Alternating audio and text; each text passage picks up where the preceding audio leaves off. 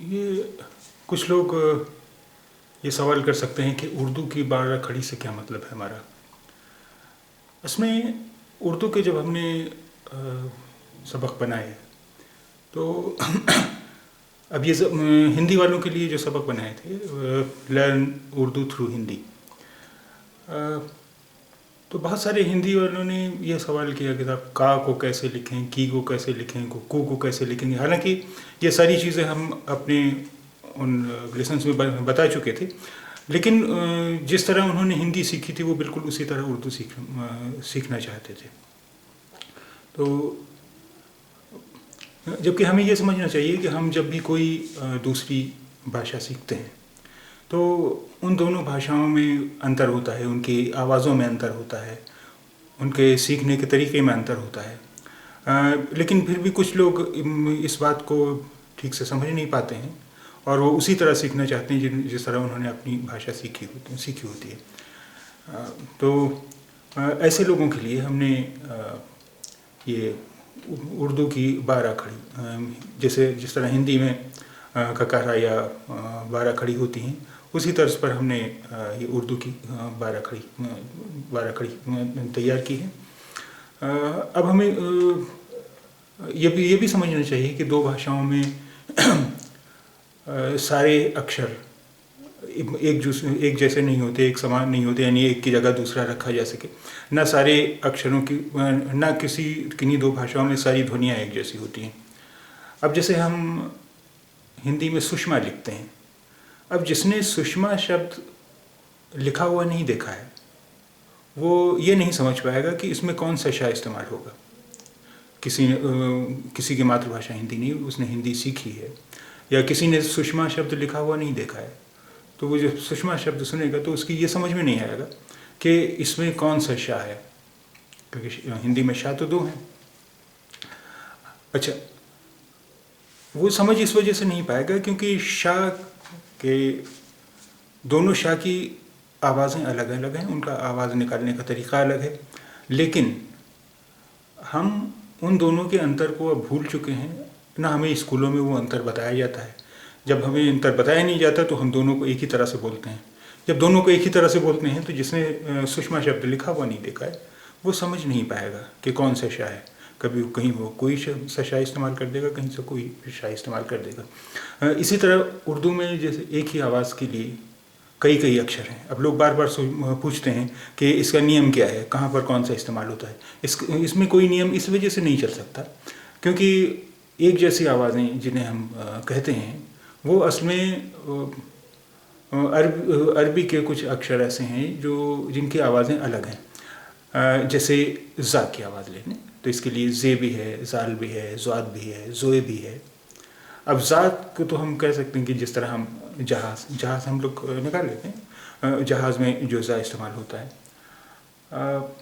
लेकिन और जो ज़्वाद, ज़ाल, ज़ोए इनकी आवाज़ें हैं, इन सबको भी हम एक ही तरह से निकालते हैं, उसी तरह जैसे से, सीन, स्वाद। अब हिंदी में चूँकि इनके लिए एक ही अक्षर है सा, तो अब ये तो उर्दू का सीन जो है ये तो हिंदी के सा जैसा है, यहाँ तक तो ठीक है बात। लेकिन जहाँ बात आती है स्वाद और से की, तो वहाँ पर हम ये गड़बड़ा जाते हैं कि कौन सा अक्षर इस्तेमाल करेंगे। ये चूँकि अरबी भाषा के अक्षर हैं, अरबी भाषा में इन सब की आवाज़ें अलग हैं, और हिंदी के असर की वजह से उर्दू पर हम सबको सा की तरह ही बोलते हैं। तो इसलिए अगर हमने वो अक्षर लिखे हुए नहीं देखे हैं कि उसमें कहाँ पर सीन है, कहाँ पर से है, तो हम उसे पहचान नहीं पाएंगे। इसलिए हम जितना ज़्यादा पढ़ेंगे, अखबार पढ़ेंगे, किताबें पढ़ेंगे, लिखेंगे, उतना ही ज़्यादा हम वो अक्षर, उन अक्षरों का इस्तेमाल देखेंगे। तो आइए हम शुरू करते हैं आज का पाठ। आइए अब हम देखेंगे कि हिंदी से उर्दू में लिप्यांतरण, यानी कुछ हिंदी में लिखा हुआ है तो उसे उर्दू में कैसे लिखें। सबसे पहले हम उर्दू शब्द ही ले लेते हैं। उर्दू, अब देखिए, हिंदी में रा कई प्रकार के होते हैं कि ये होता है, एक इस तरह होता है, वो भी होता है, एक इस तरह का रा भी होता है। उर्दू में तो एक ही रा है। तो अब हम इसके लिए क्या करें, जो अब हम ये देखेंगे कि इसकी आवाज़ क्या है, इसे हम बोलते क्या हैं। इसे हम बोलते हैं उर्दू। उर्दू यानी इसके विशेषण के आवाज़ का, तो यह उर्दू। उर्दू, उर में भी दो साउंड हुए, उ और फिर रा। तो देखिए, उ की आवाज़ कैसे बनती है। अलिफ पर पेश लगा, अलिफ पर जो पेश होता है तो वो उ की आवाज़ होती है। अब ये देखिए, उ हो गया। अब ये अलग अलग अगर लिखा हुआ है तो ये तो हुआ उर्दू। उर्दू इसका मतलब हुआ कि रा की आवाज़ यहाँ पर जो है वो हलंत वाली है, यानी अब ये हुई आवाज़ उर। इसके बगैर तो ये उर्दू पड़ जाता। अब ये हो उर और ये हुआ दू। अब अगर रे पर ज़बर है तब तो ये पूरे रा की आवाज़ हुई, तभी हो जाता उर्दू। लेकिन ये हलंत वाली आवाज़, ये हलंत का चिन्ह है। हलंत के लिए हम उर्दू में क्या करते हैं, हलंत के लिए एक ये निशान है, यानी जो काम यहाँ ये कर रहा है निशान, वही काम यहाँ इसके लिए ये कर रहा है। तो ये हो गया उर। इस निशान, ये इस पर जो रे पर निशान है इसे कहते हैं जज़म। जज़म, जज़म। इसे हम इस तरह भी बनाते हैं और इसे अब कुछ नई किताबों में कुछ इस तरह भी मिलेगा, दोनों तरह से मिलेगा। अब पुरानी किताबों में इस तरह मिलेगा, नई किताबों में इस तरह मिलेगा। तो ये हो गया उर। अब फिर यह है दू, यानी दा में बड़े ऊ की मात्रा। ये तो होगा दा। अब इसमें बड़े ऊ की मात्रा कैसे लगाई जाए। आपको पहले से पता है कि किसी भी अक्षर के बाद वाव और उल्टा पेश आता है तो वो उस अक्षर के लिए बड़े ऊ की मात्रा का काम करता है। तो ये होता और फिर वाव उल्टा पेश, तो ये हो गई बड़े ऊ की मात्रा। उर्दू, उर्दू, उर्दू।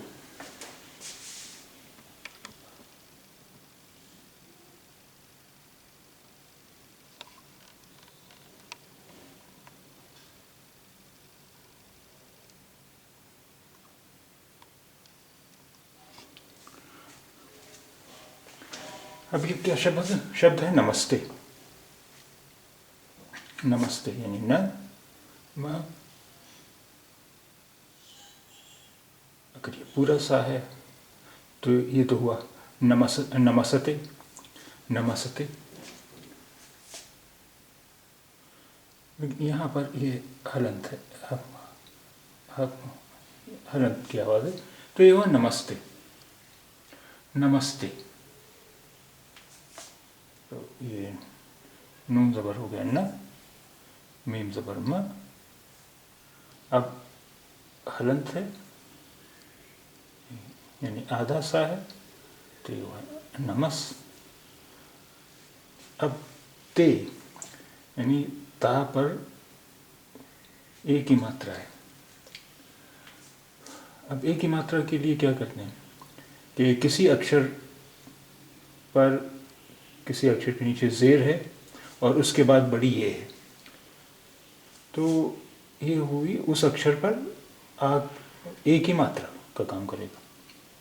जैसे ते ज़ेर बड़ी ये ते, ये हो गया ते, ते ज़ेर बड़ी ये ते। अब उर्दू में तो पहले 4 अक्षर थे, अलिफ रे दाल वाव, और ये चारों अक्षर ऐसे थे कि जिनके बाद कोई भी अक्षर उनसे जुड़ता नहीं है। लेकिन नमस्ते में ऐसा नहीं है। नमस्ते में तो सारे अक्षर जुड़ जाएंगे। जब जुड़ेंगे तो ये हो गया नून, फिर ये हो गया मीम, फिर ये हो गया सीन, फिर ये दो नुक्ते आपको दिख रहे हैं, दो बिंदियां आपको दिख रही हैं, ये हुए ते, और फिर ये हो गया बढ़िया। नमस्ते, नमस्ते।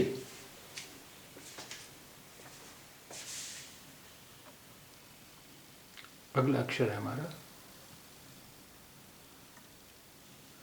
ज्ञान। ज्ञान, ज्ञ आ की मात्रा और ना ज्ञान। अब ज्ञा के लिए उर्दू में कोई अक्षर नहीं है, तो ये अक्षर बनेगा हमारा गाफ और ये से। तो ये हुआ गाफ और ये ग। अब यहाँ पर आ की मात्रा भी है, तो आ की मात्रा के लिए हम अलिफ लगाएंगे, तो गे गाफ, ये अलिफ ज्ञा और नून ज्ञान, ज्ञान।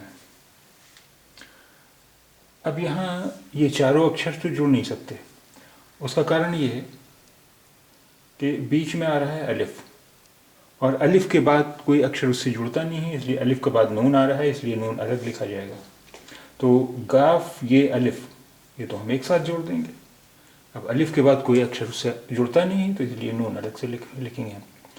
ये हो गया गाफ, ये दो नुक्ते दिख रहे हैं आपको, ज्ञा और ये अलिफ, तो ये हुआ ज्ञा और ना ज्ञान, ज्ञान।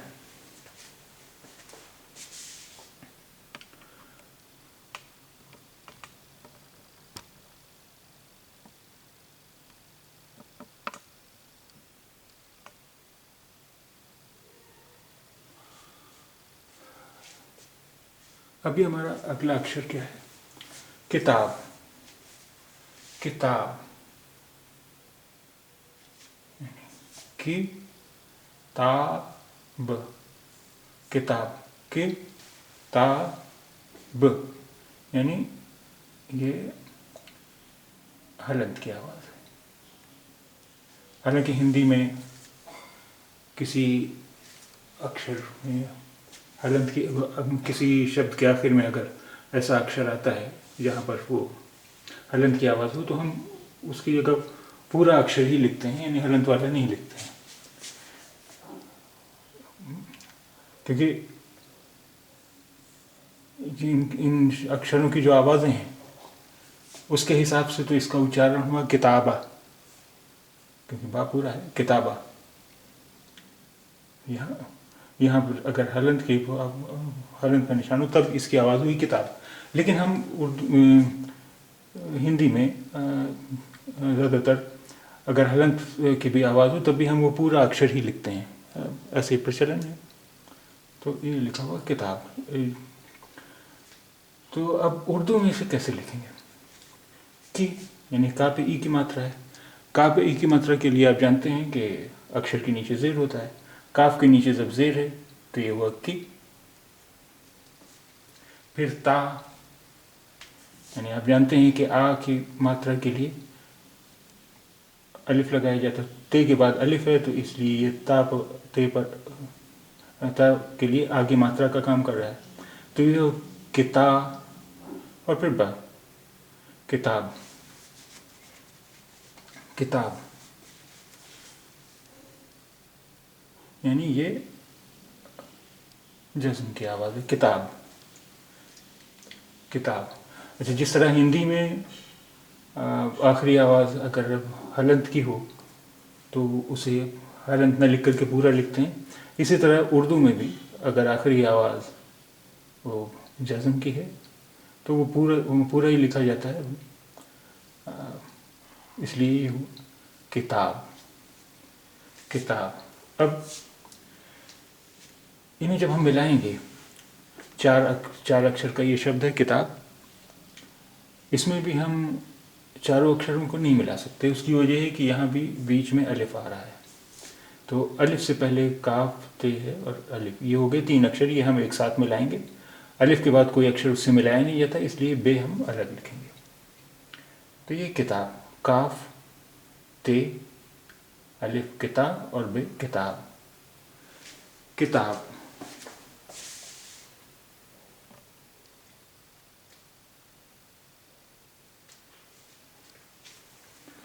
रक्षा,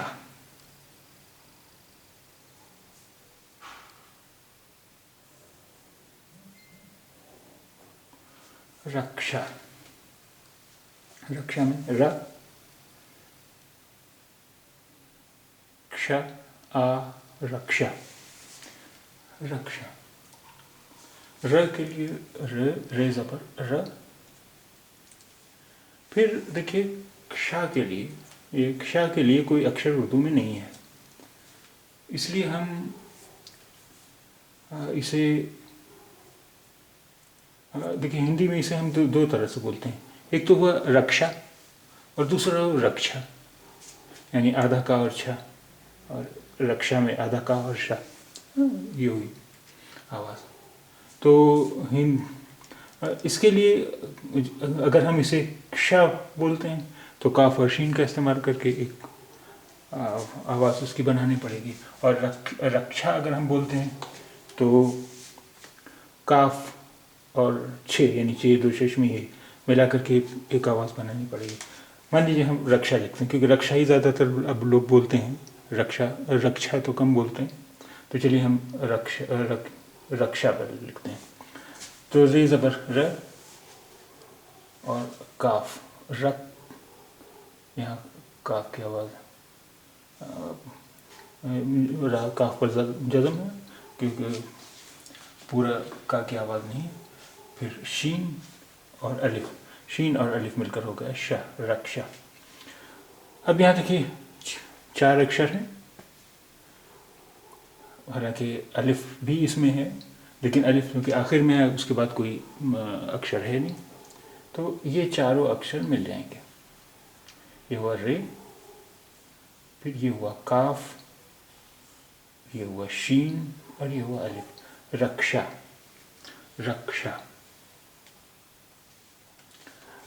अगर हम इसे रक्षा पढ़ते तो कुछ इस तरह लिखते हैं,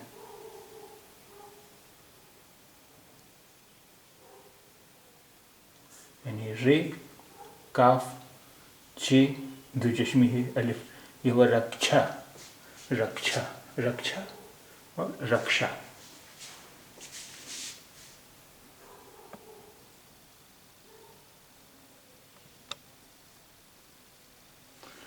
अगला शब्द है हमारा भारत, भारत, भा आ की मात्रा रा और ता।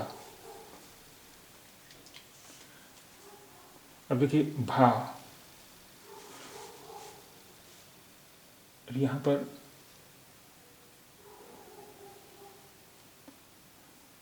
यहाँ भी ता हलंत की आवाज़ है। भारत, भारत।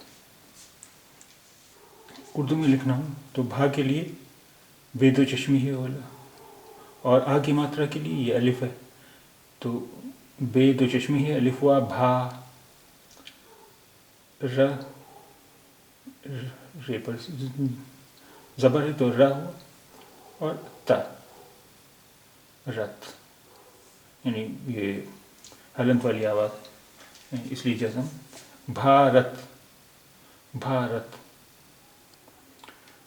अब इसे जब मिलाकर लिखा जाएगा, इसमें भी 4 ही अक्षर हैं, लेकिन बीच में अलिफ आ रहा है, तो अलिफ के बाद फिर रे अलग लिखा जाएगा, रे के बाद भी कोई अक्षर उससे नहीं मिलता है, इसलिए ते भी अलग लिखा जाएगा।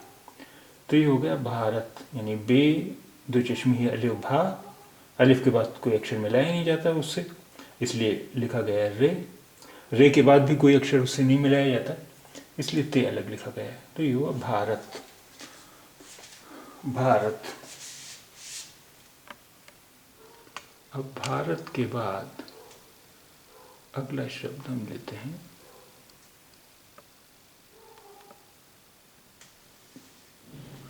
रणजीत, रणजीत यानी र, रण, जा में ई की मात्रा और ता, जीत। यहाँ भी ता की आवाज हलंत वाली। अब देखिए णा, इसके लिए कोई अक्षर नहीं है उर्दू में, तो इसके लिए हम ना का इस्तेमाल करते हैं, ना। तो ये हो गया रे ज़बर र और ना, रन। जीम छोटी ये हुआ जी, यानी जामे की मात्रा, यानी जीम छोटी ये जी और त जीत, रंजीत, रंजीत, रे, नून, जीम, ये, ते, रंजीत, रंजीत।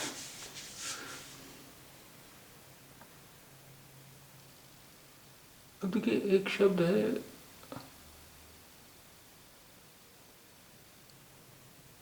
की, हिंदी का शब्द है की, की। इसे उर्दू में जो हम करेंगे तो उर्दू में जो शब्द हम लिखते हैं वो है असल में के, यानी ये आ की आवाज़ है, आ की भी नहीं है, ये के। तो उर्दू में हम लिखते हैं के, तो के में दो अक्षर हुए, काफ और हे, ये काफ और हे, यानी काफ जेर हे, के। अब ये देखिए ये हुआ के, काफ, ये हुआ काफ और ये हुआ हे। ये गोल है, जब किसी शब्द के आखिर में आता है तो उसकी शक्ल ये हो जाती है। तो ये हो गया काफ और ये हो गया हे, के। की तरह एक और शब्द है उर्दू में,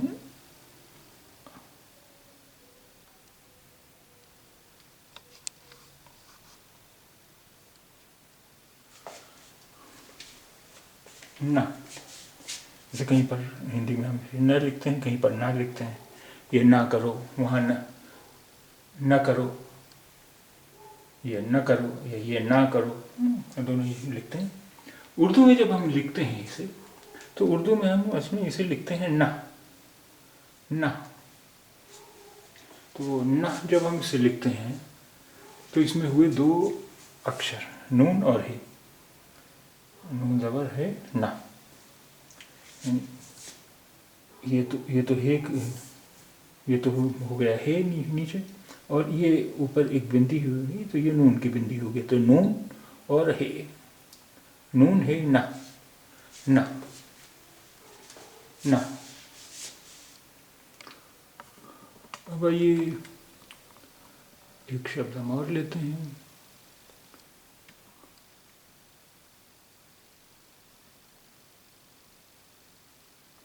ये शब्द है हमारा विश्राम,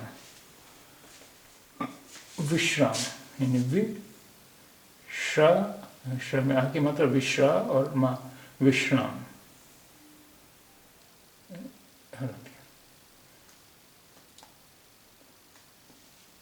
विश्राम। अब इसमें जो आवाज है वि, वाउज वी, श्रा। अच्छा देखिए, श्रा के लिए भी हिंदी का जो श्रा अक्षर है उसके लिए भी कोई उर्दू में अक्षर नहीं है। तो इसके लिए हम देखते हैं कि इसमें आवाज़ें कौन सी हैं, यानी शाह और रा की आवाज़ें मिली हुई। तो वो शीन और रे से काम लेते हैं हम उसका। तो ये वे, शीन रे अलिफ श्रा, शीन रे अलिफ हुआ श्रा और मीम श्राम, विश्राम, विश्राम ये हुआ। अब हम इन अक्षरों को जब मिलाएंगे तो आप जानते हैं कि वह के बाद वाव के बाद कोई अक्षर उससे मिलाया नहीं जाता, इसलिए शीन। अच्छा, इधर रे के बाद कोई अक्षर उससे नहीं मिलाया जाता, इधर अलिफ के बाद कोई अक्षर उससे नहीं मिलाया जाता। तो इसके कितने टुकड़े हो गए? तो हुआ शीन और रे मिलाया जाएगा, रे के बाद कोई अक्षर उससे मिलाया नहीं जाता इसलिए अलिफ लिखा जाएगा अलग, अलिफ के बाद कोई अक्षर उससे मिलाया नहीं जाता इसलिए मीम अलग लिखा जाएगा। तो यह होगा विश्राम। ये वाव, शीन, फिर रे,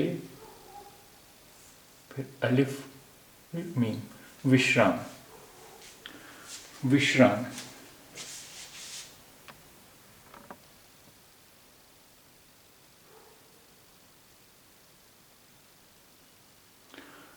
अब आज का आखिरी शब्द है हमारा सुषमा। सुषमा, देखिए हिंदी में दो शाह हैं,